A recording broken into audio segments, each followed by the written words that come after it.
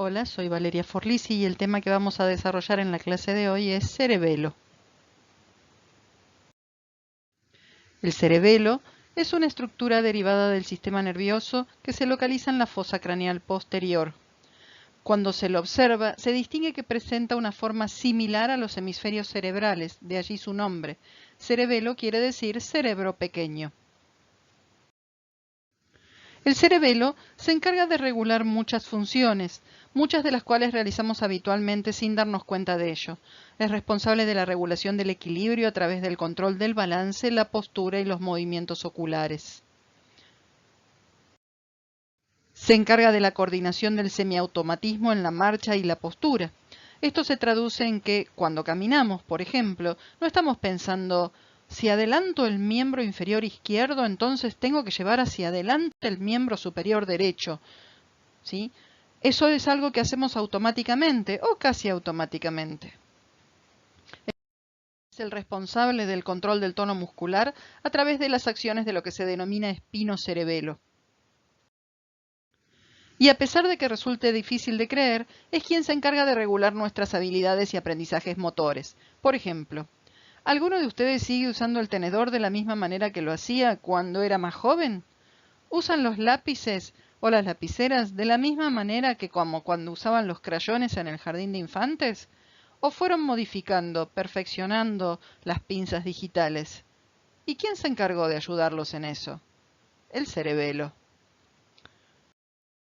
Por último, también se encarga de controlar y regular las funciones cognitivas.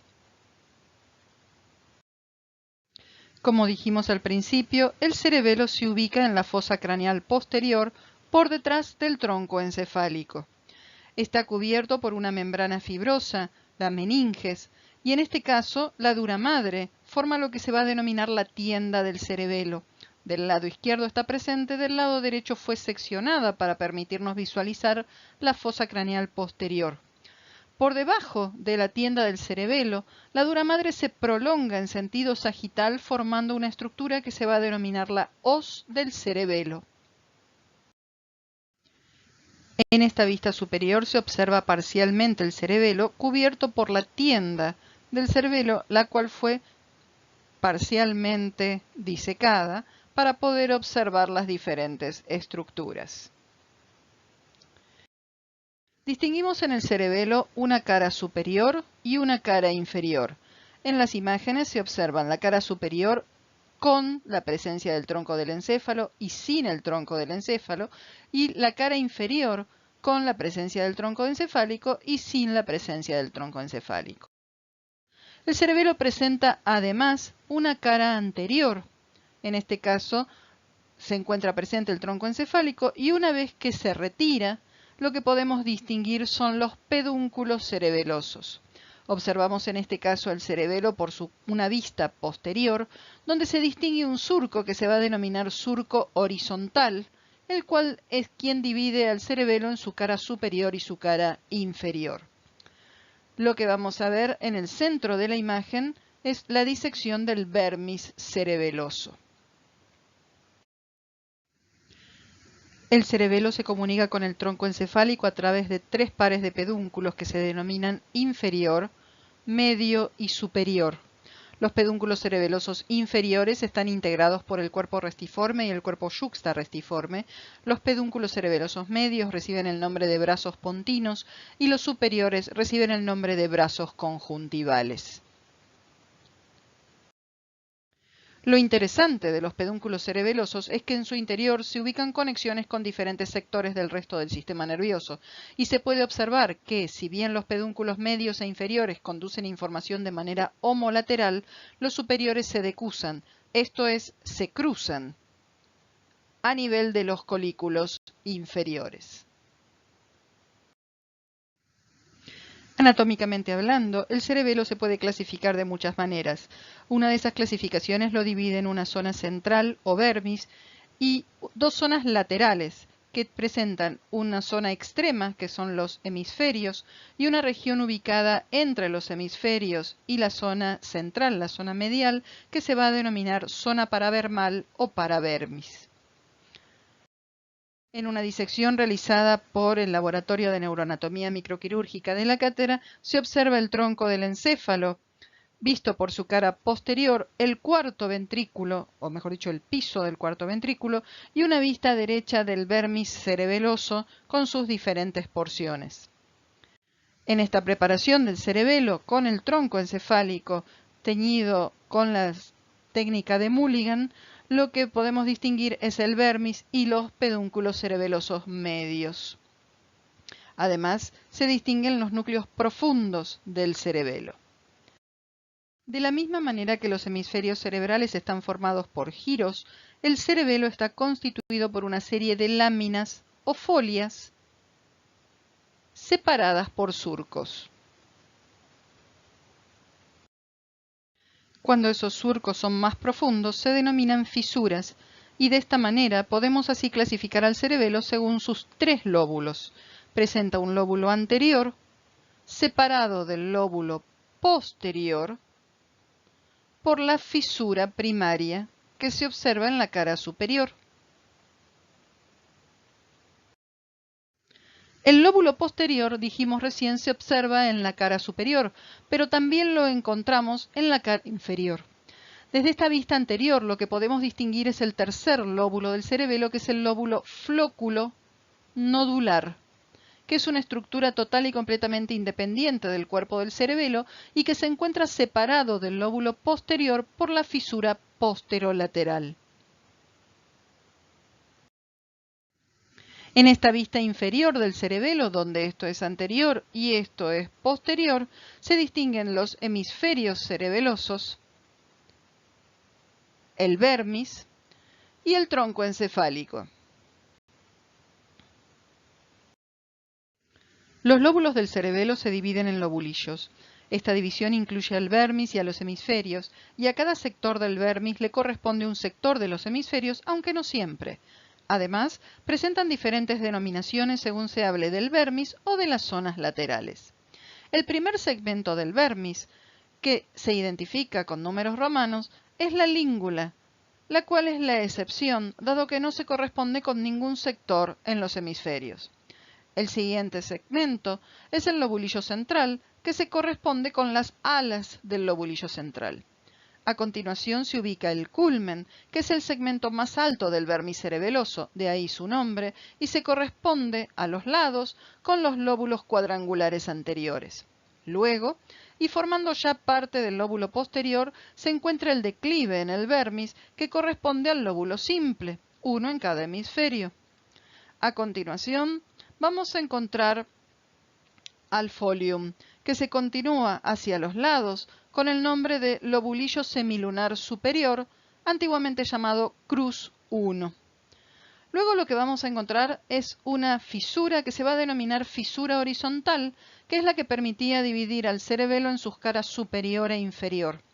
Siguiendo con la descripción, lo que vamos a encontrar es el túber en el vermis, el cual tiene coincidencia o correspondencia con dos lobulillos en los hemisferios. Va a ser con el lobulillo semilunar inferior o cruz 2 y con el lobulillo grácil. El siguiente segmento que encontramos se denomina pirámide, que se continúa hacia los hemisferios como lobulillo digástrico o biventral. Y el último segmento vermal del lóbulo posterior es la úvula, que se continúa hacia ambos lados o se corresponde hacia ambos lados con las amígdalas. El lóbulo posterior está separado del flóculo nodular, habíamos dicho, por la fisura posterolateral. En este lóbulo flóculo nodular, el nódulo pertenece al vermis y los flóculos a los hemisferios. En este diagrama se observa un esquema del vermis.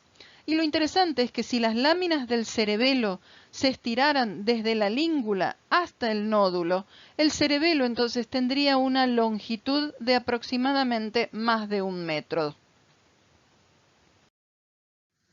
En el cerebelo encontramos también sustancia blanca central y sustancia gris periférica, de manera similar a lo que se encuentra en los hemisferios cerebrales.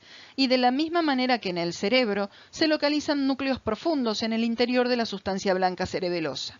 A nivel del vermis, lo que vamos a encontrar son los que se van a denominar los núcleos del fastigio, antiguamente llamados núcleos del techo. A nivel de los hemisferios, los núcleos dentados. Y entre ambos, interpuestos, lo que vamos a encontrar son los núcleos interpósitos, que en el ser humano se van a denominar globoso y emboliforme.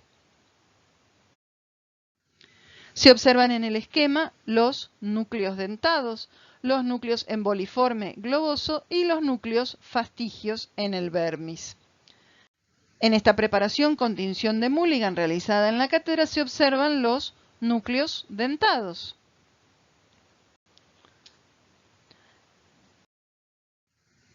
Y en esta disección se observan los núcleos dentados, los núcleos interpósitos y los núcleos del fastigio o del techo.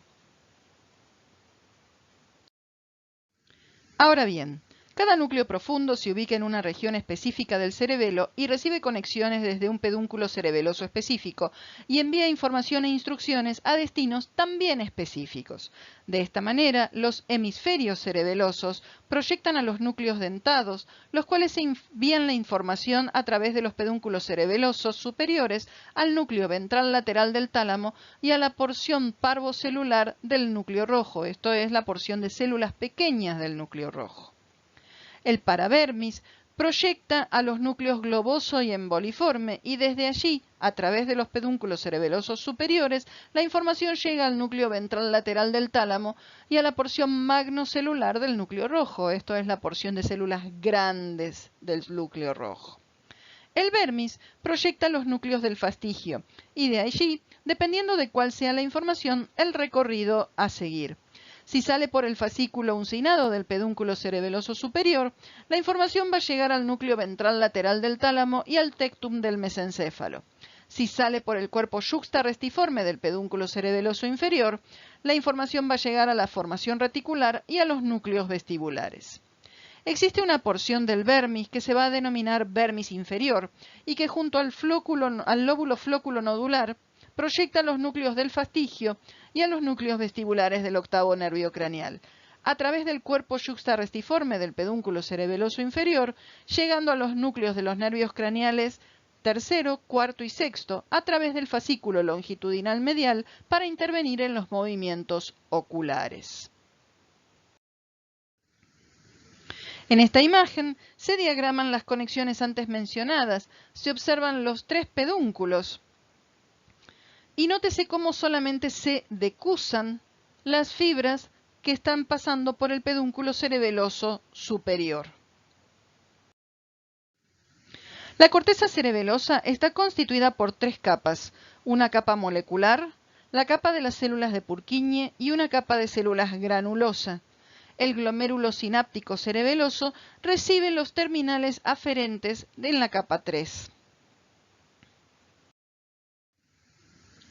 Aquí se observa un glomérulo cerebeloso sináptico. Y si vamos ampliando una vista del vermis cerebeloso, podemos distinguir las diferentes capas de la corteza. Por ejemplo, vamos a ampliar en detalle este sector.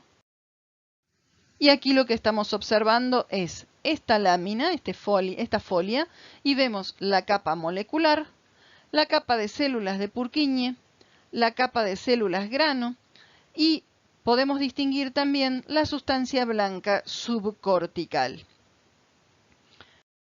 En este caso vemos lo mismo con una mayor ampliación, la capa molecular, la capa de células de Purkinje, la capa de células grano y la sustancia blanca.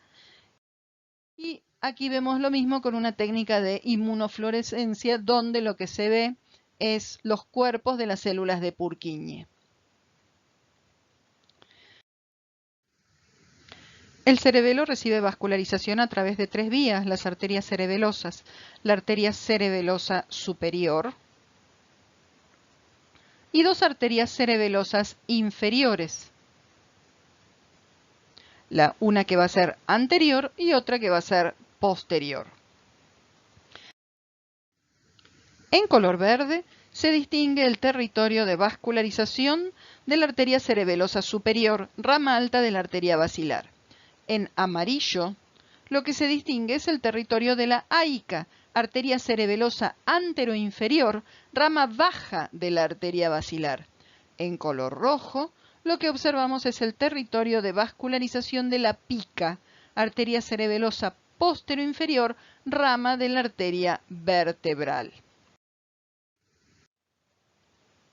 El drenaje venoso del cerebelo corresponde a la vena superior del vermis, la cual drena directamente en las venas cerebrales internas o en la cerebral magna. La vena inferior del vermis, la cual drena directamente en el seno recto, las venas superiores e inferiores de los hemisferios cerebelosos y la vena cerebelosa precentral, entre otras. Como dijimos anteriormente, podemos clasificar al cerebelo de muchas maneras. Si lo hacemos según su filogenia, se va a dividir en un arquicerebelo, que es la porción más antigua, paleocerebelo y neocerebelo, que es la más nueva, la más joven. Se puede clasificar funcionalmente como vestíbulo-cerebelo, espinocerebelo y cerebro-cerebelo o pontocerebelo. Y por último, la clasificación con la que trabajamos a lo largo de la clase, en vermis, paravermis y hemisferios. No coinciden entre sí. Sin embargo, si se observan con detalle, se observan situaciones interesantes, como ser que las porciones más viejas del cerebelo se encargan de funciones más automáticas, mientras que las más nuevas se encargan, por ejemplo, de la coordinación de los movimientos. Y entonces, si volcamos los datos en una tabla, podemos ver cómo en realidad podemos agrupar lo que ya aprendimos y vemos que el lóbulo anterior, que corresponde al paleocerebelo, es funcionalmente el espinocerebelo y los núcleos profundos con los que trabaja son los núcleos globoso y emboliforme. El lóbulo posterior corresponde al neocerebelo y al pontocerebelo o cerebrocerebelo funcionalmente, y el núcleo son los núcleos dentados. Mientras que el lóbulo flóculo nodular es el arquicerebelo, es la porción más vieja, más primitiva, corresponde funcionalmente al vestíbulo cerebelo y sus núcleos son los núcleos del fastigio. Y si queremos empezar a cerrar conceptos, entonces los hemisferios se encargan de preparar y coordinar el plan motor de los miembros a través del tracto córtico-espinal lateral. El paravermis se encarga de la coordinación distal de los miembros a través de los tractos córtico-espinal lateral y rubroespinal. Y el vermis y el lóbulo flóculo nodular se encargan de la coordinación proximal de los miembros y el tronco a través de los tractos córtico-espinal anterior, retículo espinal, tecto espinal y sobre todo vestíbulo espinal, y también coordinan el balance y los reflejos vestíbulo-oculares usando otra vía, en este caso el fascículo longitudinal medial. Para comprender un poco el funcionamiento de los circuitos cerebelosos, vamos a describirlos. El circuito del vestíbulo cerebelo inicia con la estimulación de los órganos vestibulares, utrículo, sáculo y conductos semicirculares. El impulso llega a los núcleos vestibulares medial e inferior, los cuales a través del pedúnculo cerebeloso inferior llegan al vermis y al lóbulo flóculo nodular, proyectando desde ahí a los núcleos del fastigio, los cuales envían la respuesta procesada de regreso a los núcleos vestibulares medial y lateral ahora, para que desde allí y a través de los tractos vestíbulo-espinales medial y lateral transporten la respuesta hasta la médula espinal y de allí al órgano efector. El circuito del espinocerebelo inicia con el impulso nervioso que viaja a través de los haces espinocerebelosos directo y cruzado, llegando al paravermis del lóbulo anterior a través de los pedúnculos cerebelosos superior e inferior. Proyectan a los núcleos globoso y emboliforme, los que envían una conexión hacia el núcleo rojo, el cual proyecta a la oliva inferior, generando un círculo hasta que la información llega a la motoneurona inferior de la médula espinal a través del tracto rubroespinal para dirigirse a su efector. El circuito del pontocerebelo inicia en la corteza frontal y en la corteza cerebral temporal. Desciende hasta los núcleos pontinos, los cuales se conectan con el cerebelo a través de los pedúnculos cerebelosos medios o brazos pontinos, llegando hasta el lóbulo posterior y proyectando los núcleos dentados.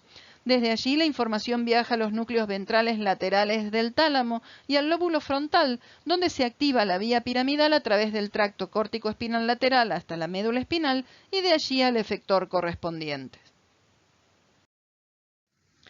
Entonces, a modo de cierre, el vestíbulo cerebelo influye sobre la postura, la estabilidad y el equilibrio. El espinocerebelo controla la musculatura del tronco y los miembros, mientras que el pontocerebelo diagrama el plan motor, planifica y regula los movimientos finos y su organización temporal.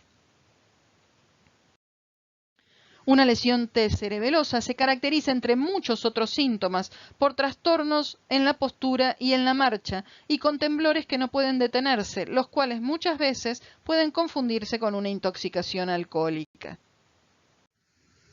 Esta es la bibliografía que fue utilizada para la confección de esta clase. Muchas gracias y que la fuerza los acompañe.